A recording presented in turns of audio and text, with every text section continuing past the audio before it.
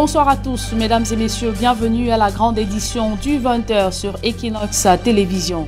À la une, la suite d'une transaction foncière tourne mal entre les ayants droit des deux parties. Après le décès du vendeur et de l'acheteur, le fils du propriétaire de l'espace querellé annule l'opération déjà entamée par son défunt père.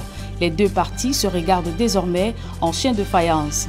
Délabrement des infrastructures routières au Cameroun, l'ancienne route Bonaberi devenue un calvaire pour les populations du 4e arrondissement de la ville de Douala. Une réalité que vivent aussi les habitants des Foulanes dans la région du Sud où des bourbiers géants compliquent la mobilité des usagers de cet axe routier. Voilà pour le sommaire.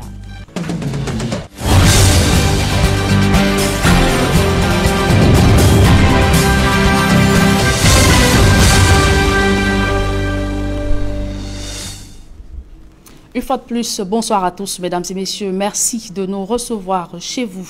Transaction foncière inachevée entre un vendeur et un acquéreur. Aujourd'hui décédé, les ayants droit des deux parties se livrent à une guerre sans merci. Le fils du propriétaire du vendeur ayant décidé d'annuler la vente sans tenir compte de la procédure déjà entamée par son défunt père. On fait le point dans ce reportage de Steve Eboulé d'Alastiana et Sedingding. Cette affaire aurait pu passer comme une lettre à la poste, mais c'est finalement changé en véritable bataille foncière. Au cœur du litige, un terrain de plus de 1000 mètres carrés dans la banlieue de Niala, 3e arrondissement de la ville de Douala. Une parcelle terrestre qui, selon ce document, avait pourtant fait l'objet d'une vente entre les dénommés Fujing Augustin, le vendeur, et Numbisi Samuel, l'acheteur. Une vente à hauteur de 3 millions de francs CFA.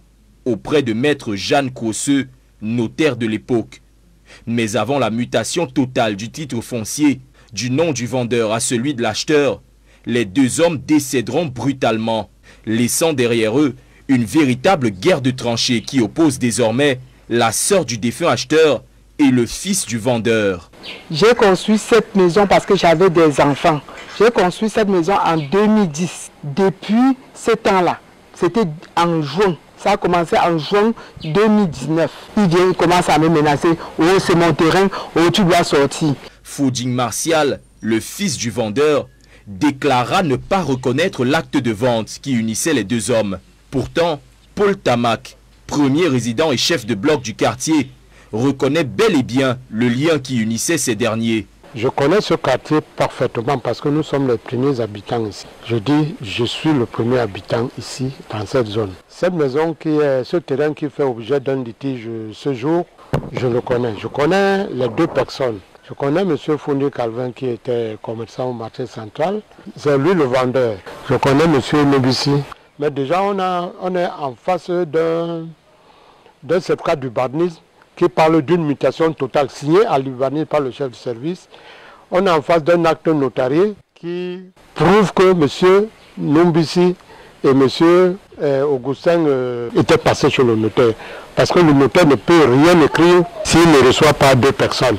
Après le déclenchement de ce conflit, vont s'en suivre de multiples tentatives d'intimidation dans le but d'extirper la famille qui vit ici. Linda se souvient encore du jour où sa petite sœur a été emmenée manu militari par des hommes en tenue. Les éléments du commissariat 11e, ils sont arrivés avec un mot, il y avait une plainte concernant Jojo.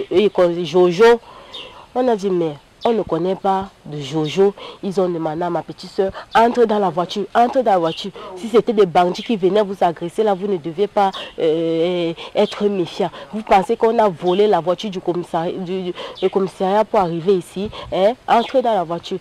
Et comme nous n'étions que deux femmes, ils nous ont intimidés. Ma petite sœur est donc allée avec eux. Elle est arrivée, ils l'ont incassée, ils l'ont enfermée en cellule 6 jours. Les menaces ne vont pas s'arrêter là.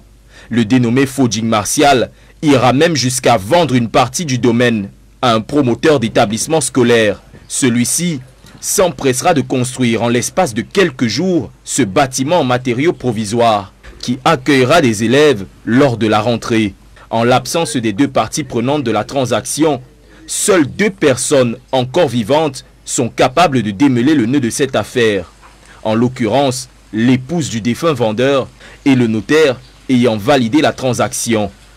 Sauf que pour le cas de l'épouse du défunt vendeur, mon grand frère est venu a constaté ça, appelé sa maman et dit que mais qu'est-ce qui ne va pas?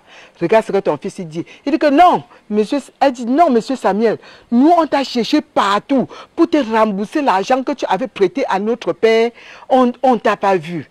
Son fils lui dit que maman, laisse, tu n'as pas à parler sur ça. Nous contacterons Foding Martial par téléphone pour tenter de savoir pourquoi il empêche sa mère de témoigner dans cette affaire. Et sa réponse va être cinglante. Je suis désolé, monsieur le journaliste, je ne pense pas que je vais m'adresser à vous directement. Je vais m'adresser au tribunal. Vous pourrez plutôt avoir les informations quand nous serons au tribunal. Je ne discute pas avec eux. Il n'y a même pas de dispute de terrain. Il n'existe pas une vente de terrain là-bas. Votre mère était encore vivante et qu'elle avait connaissance de cette transaction-là, mais que jusqu'ici, elle n'est pas venue témoigner et poser sa déposition. Pourquoi? Elle n'a pas de déposition. De un, elle n'est pas dans la ville, et de deux, je ne pense pas qu'il faut d'abord qu'il nous apporte une preuve de ce qu'il déclare. Il déclare qu'elle était là, elle a touché de l'argent. La personne là nous apporte alors un reçu. Si elle a touché un 5 francs, elle nous apporte un reçu. Sauf que dans le dossier détenu par le notaire de l'époque, Maître Jeanne Cosseux, aujourd'hui à la retraite, aucun reçu attestant de la transaction ne figure. Le notaire aurait-il omis d'incorporer ce document, ce qui constituerait déjà en soi une faute? Ou alors, ce document aurait-il délibérément été retiré de la pile de dossiers? Nous n'aurons pas la réponse à cette question, car le nouveau notaire en charge de l'affaire refusera mordicus de nous livrer des informations, laissant encore un peu plus planer le doute sur une énième guerre foncière dans la ville de Douala. Intéressons-nous à présent aux infrastructures routières au Cameroun, empruntées dans les années 90 pour se rendre dans la région du sud-ouest, passant par l'arrondissement de Dibombari, la route Bonaberi-Boadibo-Bekoko, ancienne nationale numéro 3, n'est plus que l'ombre d'elle-même. Aujourd'hui complètement dégradée, les automobilistes ont abandonné cet axe pour se rabattre vers l'échangeur. Conséquence, d'interminables embouteillages compliquent la mobilité des usagers sur cet axe routier. On fait le point avec Steve Eboulet, Théophile Tchunke, Yoreshingonomala. Des flaques d'eau qui décorent la route sur plus de 3 km sans interruption. Voici ce qu'est devenu l'un des axes qui relie la ville de Douala à la périphérie d'Ibombari, jadis national numéro 3. Aujourd'hui, les véhicules ne s'y aventurent plus. Et pour les conducteurs de mototaxi, la maîtrise du guidon est mise en rude épreuve. Ici, des baignades à eau souillée sont fréquentes.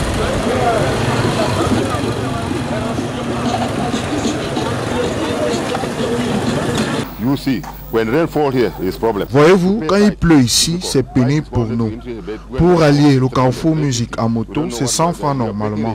Mais avec l'état de la route, le tarif augmente jusqu'à 350 francs. Pourtant, c'est une route nationale. Nous supplions le gouvernement de venir la réhabiliter. Et pourtant, on note la présence d'une dizaine d'entreprises installées le long de cet axe. Les économistes ont tendance à dire que là où la route passe, le développement suit. Et c'est la plus grande raccourci pour aller dans le supermarché, pour aller dans le magasin de EGBC, pour aller à Fermancam, pour aller à Frigas. Et grâce à ça, on a un grand marché de bœufs. Par jour, on a pas 800 bœufs pour suffire de Douala. Du village Boadibo au Carrefour Bekoko, le reste des bitumes étant entretenu tant bien que mal par la chefferie avec l'aide d'une entreprise de la place. La dégradation de cette route a des impacts négatifs sur l'actuelle nationale numéro 3, qui, elle aussi par manque d'entretien, présente déjà des signes d'usure, avec pour conséquence des embouteillages à la porte ouest de la capitale économique. Et les riverains de l'autoroute Yaoundé-Simalène peinent à se mouvoir, faute de voies d'accès aménagées. Pourtant, les autorités avaient présenté cette autoroute comme une solution à la mobilité des populations environnantes vers la capitale. On fait le point dans ce reportage de Gizogo. Si près de l'autoroute Yaoundé-Simalène, mais également très loin de pouvoir y accéder. C'est le sort des populations riveraines des quartiers Oyak, Abomey, Toutouli et Meyo qui bordent l'autoroute Yaoundé-Simalène dans l'arrondissement de Yaoundé 4. Les riverains de ces quartiers se trouvent désormais enfermés sans pouvoir se rendre, par exemple à Hala, à quelques pas de là, où son lycée est fréquenté par leurs enfants. Lorsque les travaux de l'autoroute ont commencé, on avait la facilité pour pouvoir joindre les deux bouts, c'est-à-dire à Bomé et la route centrale qui va au centre-ville et à Douala. Après un temps, on a coupé le pont qui était provisoire. Au point où nous avons des difficultés énormes pour faire le contour. On se demande pourquoi faire les lotissements. C'est pour raccourcir les trajets. Alors quand il faut faire, nous sommes à 1 km de la route et nous sommes coupés pour pouvoir joindre la route centrale, Yaoundé et Douala. C'est ça qui est plus rapproché de nous. Il faut faire un contour de 7 km. Nous n'avons pas de voie d'accès pour accéder dans nos différents quartiers. Si on ferme là, les véhicules n'entrent plus, les piétons n'entrent plus. Et n'oublions pas une chose, on dit que l'autoroute, c'est une voie de grande circulation. Les piétons n'ont pas accès à l'autoroute. On accède à l'autoroute à travers des échangeurs. Là, vous avez un échangeur, on a plein d'échangeurs. Ça veut dire que pour accéder à ce quartier, on fait comment? C'est la voie d'accès qu'on réclame, tout simplement.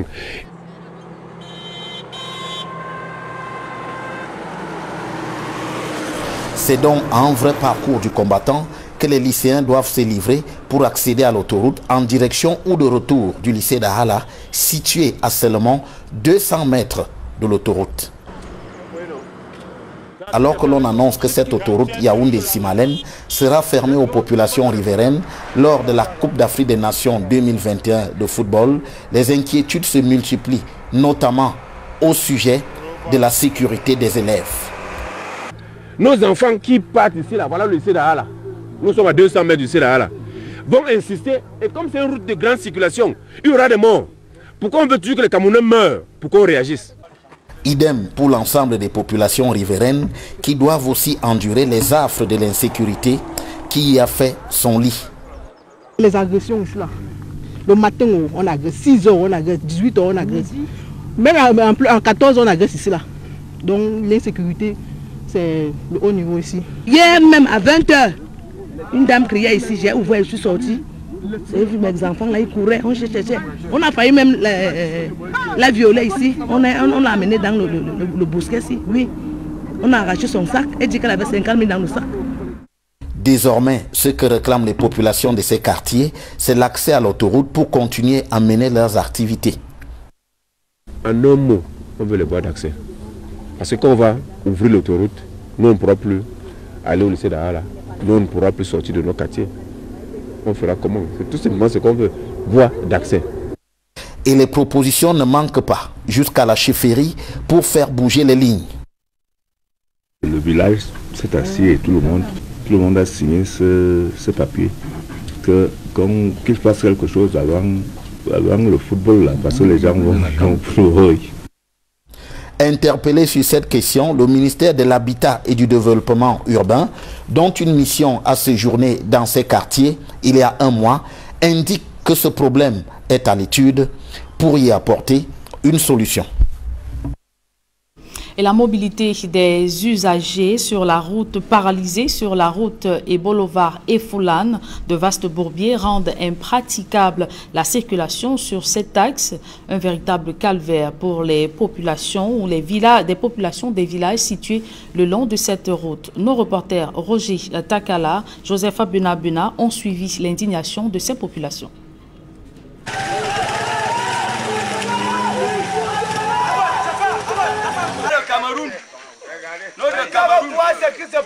Et si ça persiste comme ça, nous on va faire la barrière, s'il n'y aura plus de route ici. Qu'ils le sachent. Si ça persiste, nous on va faire la barrière, il n'y aura plus de route. On va couper tout. Parce qu'ils disaient que le sud est privilégié. Regardez les routes du sud. Regardez les routes du sud à moins de 20 km de la ville. C'est un véritable calvaire que vivent ces populations de l'axe Ebolovar-Lolodorf, passant par Foulane. Maintenant, alors, à l'heure de la démocratie et de l'émergence du RDPC, nous voici alors enfoncés dans une situation où les choses ont vraiment dégringolé de l'émergence à, je ne sais pas, le contraire de l'émergence, c'est quoi? Nous sombrons. Pour trouver une issue à ce chemin de croix, les jeunes engagent des actions de solidarité moyennant quelques frais pour les usagers de la route. Ce que nous sommes en train de faire là, personne ne nous a demandé de le faire et personne ne nous paye.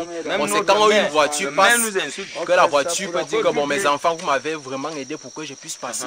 C'est alors là que la voiture peut donner peut-être 500, 1000 francs. Bon, notre première intention, ce n'est pas le lucratif, c'est-à-dire l'argent. On travaille pour que les voitures puissent passer, mais lorsque la voiture passe, la voiture peut dire que non, les enfants, s'ils m'ont aidé, je peux leur donner quand même quelque chose.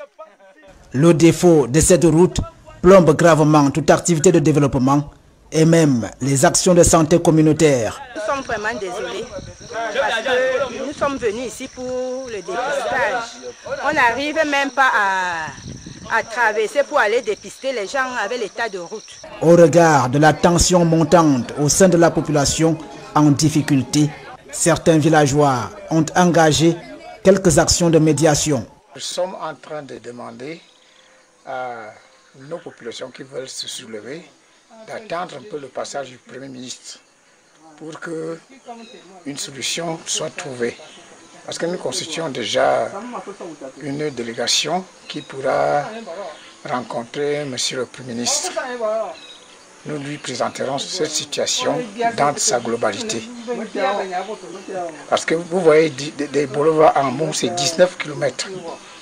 On paye déjà 5 000 francs. Alors que les pluies battent encore leur plein, ces populations devront encore prendre leur mal en patience en attendant que la saison sèche leur vienne au secours.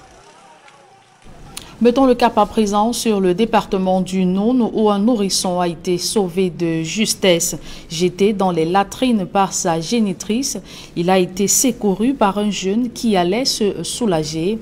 Après avoir passé une nuit dans cette fosse septique, le bébé a survécu. Il est pris en charge au district de santé de Fumbot et la maman a été interpellée. Mama Soufon, Vivien Tofak et Robert Kenny. Ce nourrisson revient de loin. Sa première nuit dans le monde des vivants, il a passé au fond de ses latrines à Baïgom, dans le département du Noun. Jeté autour de 18 h la veille, le nouveau-né a été retrouvé ce mardi 16 novembre 2021 autour de 7 h. Dès que nous sommes arrivés, j'ai vu l'enfant avec la position qu'il était. Nous avons reçu un nouveau-né de sexe féminin vivant qui serait extrait du fond d'un WC où il était jeté.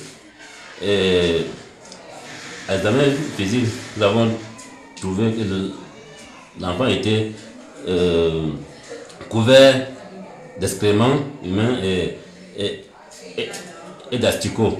L'enquête des voisins permettra de mettre la main sur cette femme, Fatima Touare Touyap, âgée de 22 ans. Elle sera mise à la disposition de la brigade de gendarmerie de Fumbot. Déjà mère de 3 enfants, elle reconnaît avoir jeté son bébé dans les latrines, mais accidentellement.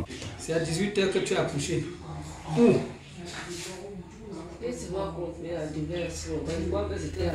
Tu étais où? À la maison. Donc quand tu as... J'ai compris la douleur de l'enfant, je crois que c'était la diarrhée, je suis partie chez l'enfant. J'avais peur, j'ai crié. On est venu essayer ce matin. Malgré ces arguments, elle reste gardée à vue. Le bébé, quant à lui, est actuellement pris en charge à l'hôpital de district de Fumbot. Selon le corps médical, son pronostic vital n'est pas engagé. Au moment où les autorités intensifient la lutte contre la vente illicite des médicaments, des présumés trafiquants multiplient des astuces. En Konsamba, dans le département du Mungo, près de 500 cartons de médicaments issus de la contrebande ont été saisis et détruits par les éléments de la gendarmerie. Xavier Fouka, Sérim Diemba, Dalastiana. Plusieurs cartons contenant des médicaments illicites et issus de la contrebande ont été interceptés au poste de contrôle de Yimo à Baré-Bakem, en Konsamba. Soigneusement dissimulés parmi les cartons d'œufs à l'arrière de ce camion, cette prise, faite par les éléments de la brigade de gendarmerie du Mungo Nord, a été facilitée encore une fois par le concours de la population. Nous avons mené une opération dans la nuit du 16 au 17, pour l'environ de 3 h du matin, sous renseignement. Et nous avons interpellé ce camion avec près de 530 cartons de médicaments illicites, parmi lesquels le tramol et les Viagra. Nous voulons ici d'abord remercier la population parce que ce sont eux qui nous donnent le renseignement. Informé, le préfet du département du Mungo, accompagné de son état-major, a effectué une descente pour s'enquérir de la situation. Après avoir vérifié la conformité des médicaments saisis, toute la cargaison est passée au feu. Le préfet Yves Bertrand Zana a saisi l'occasion pour passer un message dissuasif aux potentiels contrevenants. Nous lançons un appel solennel à tous les auteurs, à tous les acteurs de ces démarches. Nous leur demandons d'abandonner ces pratiques et nous réaffirmons notre fermeté à ne pas laisser notre département s'ouvrir à ces pratiques malsaines. Le chauffeur du dit camion a réussi à s'échapper en abandonnant son véhicule. Par cette prise, les autorités du département du Mungo donnent ainsi le ton dans le cadre de la lutte contre la commercialisation des produits illicites, alors que les fêtes de fin d'année se profilent à l'horizon. Mesures de restriction dans la lutte contre la Covid-19, le milieu éducatif en difficulté dans l'accomplissement de leurs devoirs au quotidien. Des startups proposent des contenus en ligne pour faire face aux effectifs pléthoriques. L'Antique, chef d'établissement scolaire et promoteur de startups, était en concertation en Konsamba. Cyril Diemba, Jean-Paul Chouniat. De février 2020 à ce jour, la crise sanitaire de la pandémie à coronavirus qui a secoué la planète a complètement modifié le quotidien de la population mondiale, affectant surtout toutes les activités humaines. Dans un environnement éducatif camerounais caractérisé par des effectifs pléthoriques et même l'incivisme, le respect à la lettre de toutes ces prescriptions sanitaires demeure un véritable casse-tête chinois pour le gouvernement de la République. Face à cette urgence sanitaire, des startups apportent leur contribution, mettant en place des solutions innovantes à travers des plateformes virtuelles accessible à toute la communauté éducative du Cameroun. Notre contribution scientifique à ce forum, c'est de favoriser l'inclusion du numérique dans le système éducatif à travers une plateforme qui agrège les solutions et qui intègre, n'est-ce pas, l'usage du numérique. Il s'agit d'une box qui donne accès à du contenu éducatif sur la connexion Internet. Ce type de dispositif permet facilement de diminuer la fracture numérique et surtout dans les zones rurales. Face au défi de l'heure, de vulgariser l'accès à ces solutions innovantes, l'Agence nationale des technologies de l'information et de la communication apporte à ces startups l'expertise nécessaire à la réussite de cette mission sociale titanesque. Il est question en réalité de donner la bonne information à la communauté éducative du Mungo pour qu'elle puisse désormais savoir que des solutions locales existent pour répondre efficacement aux problèmes de l'éducation. Réunis en Konsamba dans le Mungo, les experts de l'Antique, les chefs d'établissement scolaires et les promoteurs de start-up ont échangé durant 3 jours sur plusieurs thématiques plus que d'actualité, notamment l'apport du numérique dans le système éducatif camerounais à l'ère post-Covid-19, les technologies de l'éducation pour les zones défavorisées, le numérique comme moyen de l'auto-formation et développement des compétences. Ce forum sur l'apport des start-up dans le développement de l'économie est le 5e du genre qui se tient au Cameroun. Parlons sport à présent. Après le succès décisif des Lions indomptables du Cameroun sur la Côte d'Ivoire, 1-0, des techniciens de football émettent des réserves sur les points à parfaire dans le jeu des poulains d'Antonio Conceição. Il s'exprime dans ce reportage de Raoul Tabouf.